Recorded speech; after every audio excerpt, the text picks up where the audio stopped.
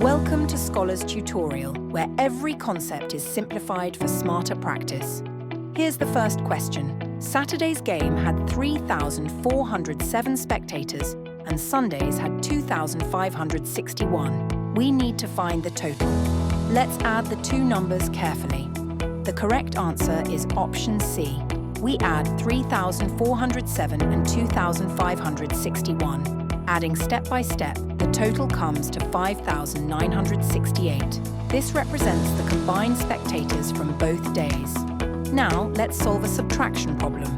The correct answer is option A. When we subtract 9,161 from 9,867, we borrow where needed and subtract digit by digit. The final result is 706. Next, a multiplication word problem.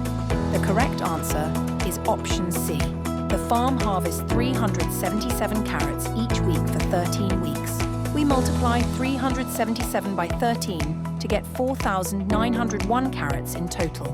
With Scholar's Tutorial, maths becomes simple and clear. Keep practicing and build strong fundamentals with confidence.